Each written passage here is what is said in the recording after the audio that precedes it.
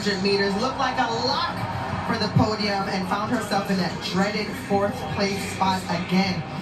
I mean, she's got another opportunity here. She has a silver from this event dating back to 2017, so we'll just see how she competes in this, the toughest semifinal heat. I have been where Ta Lou has been.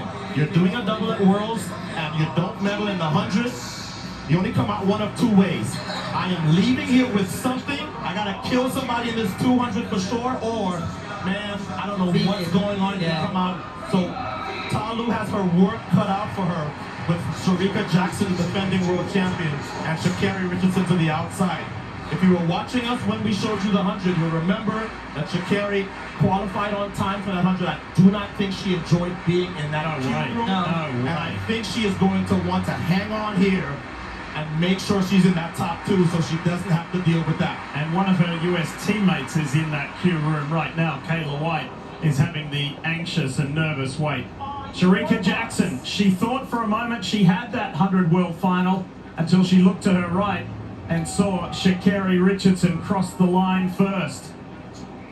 This isn't for a medal just yet, son, but it's for a guaranteed qualifying spot into the final. I expect that this is going to be the fastest semifinal just because of who's in 6, 7, and 8. And like I mentioned before, because they have a night of rest, I think they'll leave it all on the line, and they're going to want to be top 2 guaranteed into that final. Final semifinal of the women's 200, Sha'Carri Richardson, second from the right.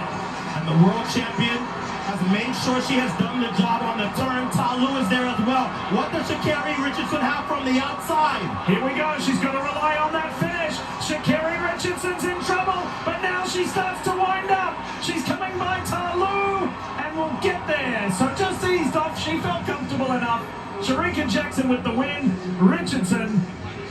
No queue room for Sha'Carri this time. She is into the final, and now it's Ta Lou that has to go to that queue room and hope that her 3rd place time is going to put her into the final.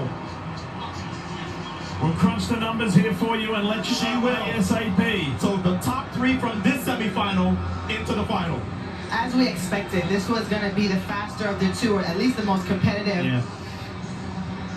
And it means that Kayla White will not be in the final. So Ta Lou takes the place of Kayla White.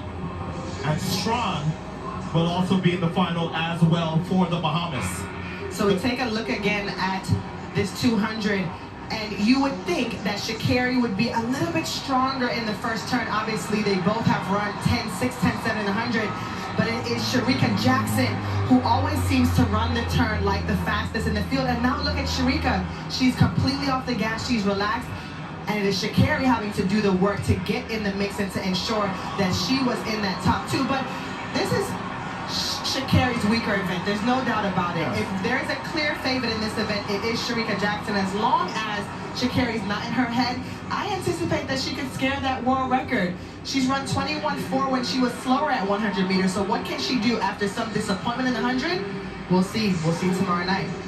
The lane draw is going to be so important in that women's 200-meter final tomorrow, because I'm telling you, if Sha'Carri gets an outside lane where she can just focus on herself, like in the 100, could be a problem. I could see Sha'Carri on that 200-meter podium very easily. That was Kayla White finding out her fate, that she was not going